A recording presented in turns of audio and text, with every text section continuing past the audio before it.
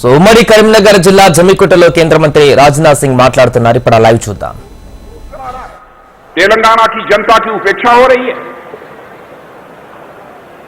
ప్రజలు మీకు అధికారం ఇచ్చారు కానీ మీ కుటుంబానికి ఇవ్వలేదు. కానీ ఇవాళ జరుగుతున్నది ఏమిటి?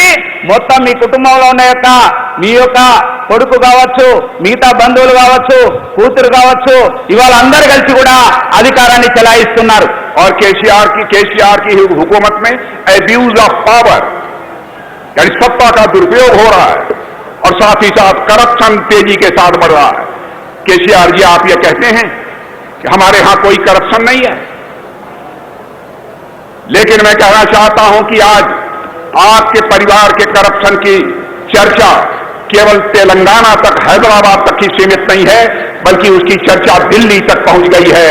और केसीआर जी, आप भी सच्चाई को जानते हैं, बिना आग के धुआं नहीं उठता है. ఈ రోజున మీ యొక్క అధికార దుర్వినియోగం కారణంగా, మీరు ఉపయోగిస్తున్న అధికారం కారణంగా ఇవాళ ఈ రాష్ట్రంలో మీ యొక్క ప్రభుత్వం మొత్తం కూడా అవినీతిమయమైపోయింది. మీ కుటుంబం యొక్క అవినీతి కేవలం తెలంగాణ ప్రజలే కాదు, దేశం మొత్తం కూడా చర్చిస్తున్నది.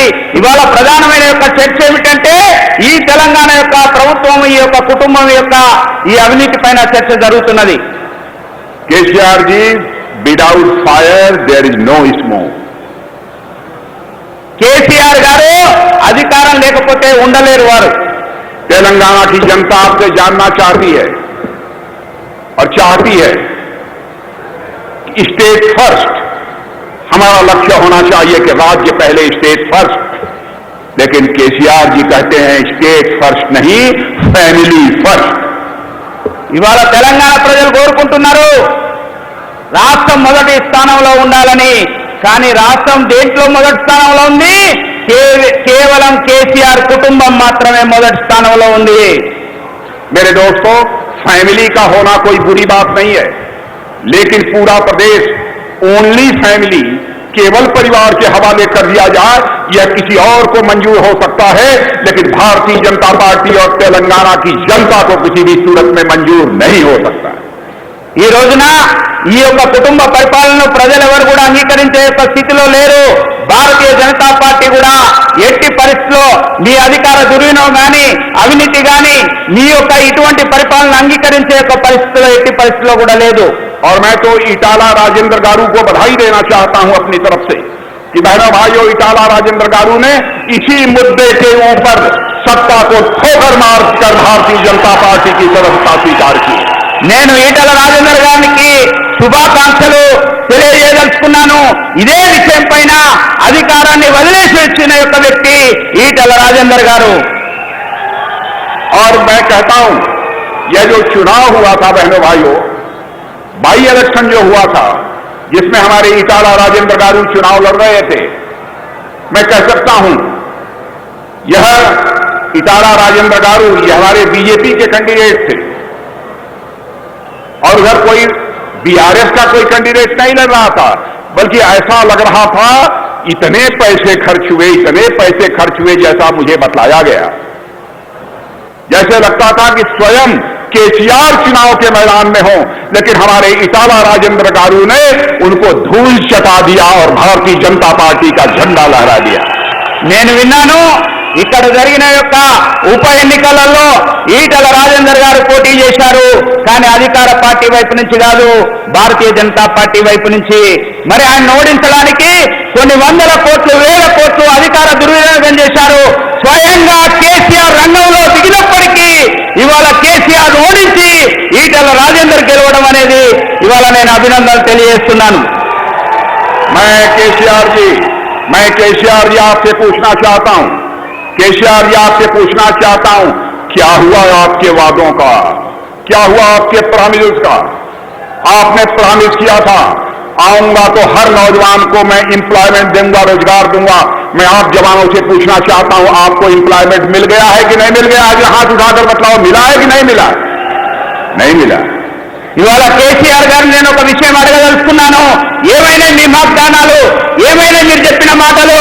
ఇవాళ యువకులకు ఉద్యోగాలు ఇస్తామన్నారు, ఉద్యోగాలు లభించినాయా?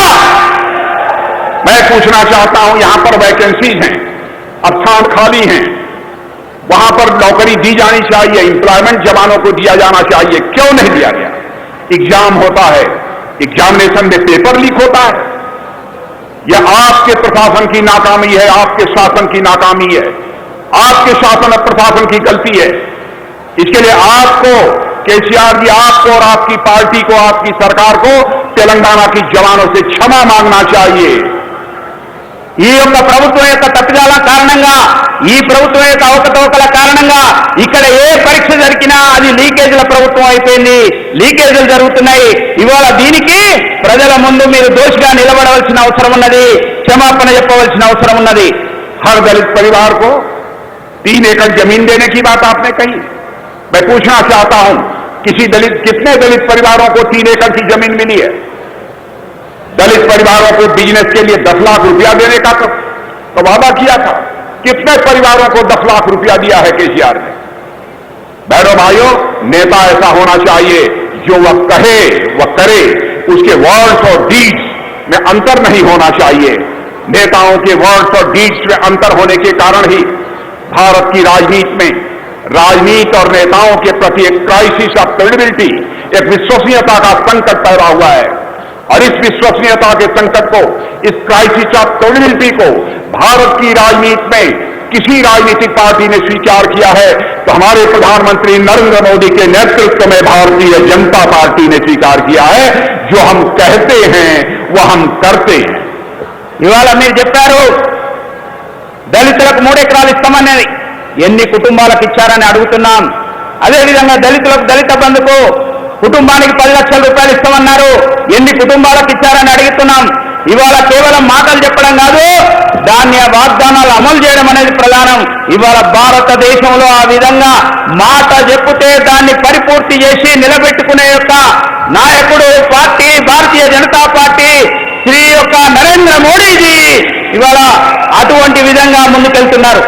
बीजेपी ने कहा था, बीजेपी ने 50 साल पहले कहा था कि हमारी गवर्नमेंट सेंटर में बन जाएगी तो अयोध्या की धरती पर भव्य राम का मंदिर बनकर रहेगा। बहनों भाइयों, आप 24 जनवरी के बाद आप अयोध्या की धरती पर जाकर भव्य राम के मंदिर में दर्शन कर सकते हैं। मेरे बहनों भाइयों, జై శ్రీరామ్. భారతీయ జనతా పార్టీ చెప్పింది అయోధ్యలో భవ్యమైన యొక్క రామ మందిరం నిర్మాణం జరగాలని. ఈ రోజున ఆ యొక్క వాగ్దానం నిలబెట్టుకుంటూ 2024లో భవ్యమైన యొక్క రామ మందిరం అయోధ్యలో ప్రారంభం కాబోతున్నది. हमने कहा था हमारी गवर्नमेंट बनेगी सेंटर में, हम कश्मीर की आर्टिकल 370 को समाप्त करेंगे और जम्मू कश्मीर का भी वही स्टेटस होगा जो हिंदुस्तान के अन्य राज्यों का होगा। वह भी हमने पूरा करके दिखा दिया। बहनों भाइयों, मैं 1-2 उदाहरण इसलिए आपके सामने रखा कि हिंदुस्तान में भारतीय जनता पार्टी एक ऐसी पार्टी है जो कहेगी वह करेगी, उसके वर्ड्स और डीड्स में कभी अंतर नहीं हो सकता है। భారతీయ జనతా పార్టీ చెప్పింది జమ్మూ కాశ్మీర్లో 370 ఆర్టికల్ను తొలగిస్తామని ఇవాళ తొలగించి నిరూపించడం జరిగింది. అదేవిధంగా దేశంలో ఏ మాట చెప్పినా ఆ మాట నిలబెట్టుకుంటూ ముందుకెళ్తున్న యొక్క పార్టీ భారతీయ జనతా పార్టీ. అందుకోసమే గత అనేక సంవత్సరాల నుంచి ఉన్నది, భవిష్యత్తులో కూడా ఉంటుందని చెప్పి సందర్భంగా నేను తెలియజేస్తున్నాను. मेरे बहनों भाइयों, बीआरएस का एक भी ऐसा काम आप नहीं बता सकते जो करप्शन फ्री हो। एक भी काम नहीं मिलेगा। సోదర సోదరీమణులారా, బీఆర్ఎస్ లో ఒక్క నాయకుని పేరైనా చెప్పగలుగుతామా ఈయన అవినీతి పరుడు కాదు అని చెప్పలేని పరిస్థితి ఉన్నది. ఈరోజు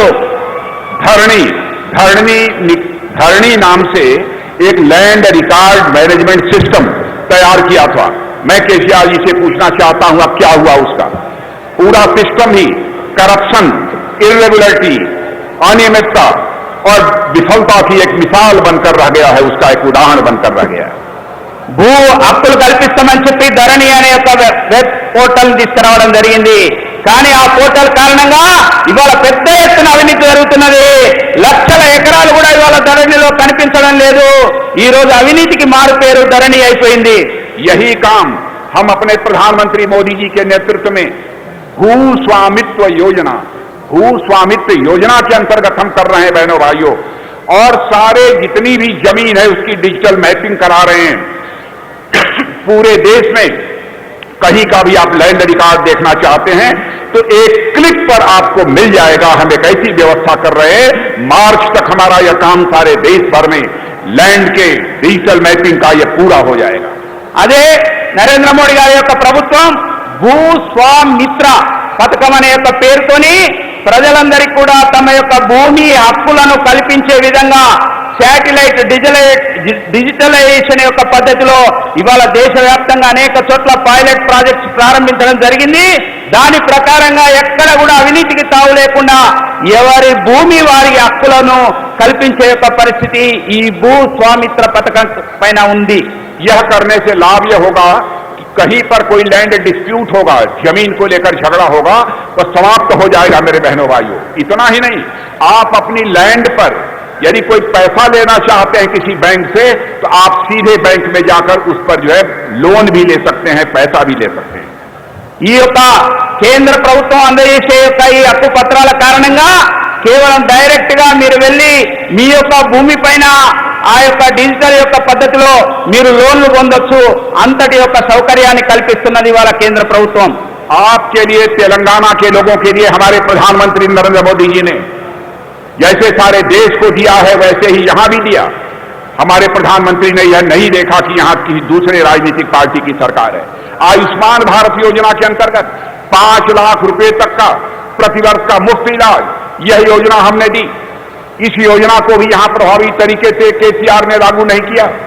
प्रधानमंत्री आवास योजना के अंतर्गत लोगों को मकान, लोगों को छत, पक्का मकान, पक्का घर देने का काम सारे हिंदुस्तान में 4 करोड़ से अधिक लोगों को दिया हमारे प्रधानमंत्री ने, लेकिन उसको भी यहां पर लागू नहीं किया गया। तेलंगाना, मैं कहना चाहता हूं मेरे बहनों भाइयों कि हमारा तेलंगाना का जहां तक प्रश्न है, हमारे प्रधानमंत्री के दिल के करीब है, दिल के करीब था, दिल के करीब है और दिल के करीब रहेगा। మన ప్రధానమంత్రి నరేంద్ర మోడీ గారు మిగతా ప్రభుత్వాల్లాగా మా పార్టీ ప్రభుత్వం లేదు కాదని చెప్పి అక్కడ స్కీమ్స్ ఇవ్వకుండా ఉండే యొక్క వ్యక్తి కాదు. మరి వాళ్ళ దేశవ్యాప్తంగా ఇచ్చిన విధంగానే ఇక్కడ కూడా మరి ఆయుష్మాన్ భారత్ పేరుతోని ఒక్కొక్క కుటుంబానికి 5 లక్షల యొక్క లబ్ధి చేకూర్చే యొక్క పథకాన్ని తీసుకురావడం జరిగింది. అదే విధంగా దేశవ్యాప్తంగా ఏ విధంగానైతే ప్రధానమంత్రి ఆవాస్ యోజన కింద ఇండ్లు ఇవ్వడం జరిగింది, కానీ ఇక్కడ అవి జరగలేదు. కానీ దేశవ్యాప్తంగా 4 కోట్ల మంది పేద ప్రజలకు ప్రధానమంత్రి ఆవాస్ యోజన కింద ఇల్లు కట్టి ఇవ్వడం జరిగిందనే ఒక విషయాన్ని తెలియజేస్తున్నాను. कोरोना के दौरान 2 डोज वैक्सीन की लगवाने का काम हमारे प्रधानमंत्री ने किया। 50 यानी 50 PSA प्लान तेलंगाना में हमारे प्रधानमंत्री ने लगवाए। लेकिन बहनों भाइयों, यहां की सरकार को जो मदद करनी चाहिए वह सरकार नहीं कर रही है। स्टेप मदरली ट्रीटमेंट हमारे यहां के रहने वाले लोगों के साथ हो रहा है। हम चाहते हैं तेलंगाना का ओवरऑल डेवलपमेंट हो बहनों भाई। इसलिए मैं आपसे निवेदन करना चाहता हूं कि आपका सपोर्ट, आपका समर्थन यह भारतीय जनता पार्टी को प्राप्त होना चाहिए। మీ యొక్క మద్దతు, మీ యొక్క సమర్థన, మీ యొక్క అభిమానం భారతీయ జనతా పార్టీకి అవసరం. ఎందుకంటే దేశవ్యాప్తంగా జరుగుతున్న యొక్క అభివృద్ధి తెలంగాణ రాష్ట్రంలో సైతం జరగాలంటే ఇక్కడ మీ యొక్క అభిమానం, మీ యొక్క మద్దతు భారతీయ జనతా పార్టీకి అవసరం. मैं तेलंगाना की जनता से कहना चाहता हूं, आपने बीआरएस को 2 बार देखा, उनको मौका 2 बार दिया। हमें केवल 1 बार मौका देखकर देखिए कि भारतीय जनता पार्टी कैसे सरकार इस तेलंगाना में चलाती है। నేను ఒక విషయాన్ని మీ ముందు ఉంచుతున్నాను. బీఆర్ఎస్ ను 2 సార్లు చూశారు. బీఆర్ఎస్ పార్టీ, కేసీఆర్ పార్టీ 2 సార్లు కూడా ప్రజలకు మోసం చేసింది. కానీ ఒక్క అవకాశం భారతీయ జనతా పార్టీకి ఇవ్వాలి.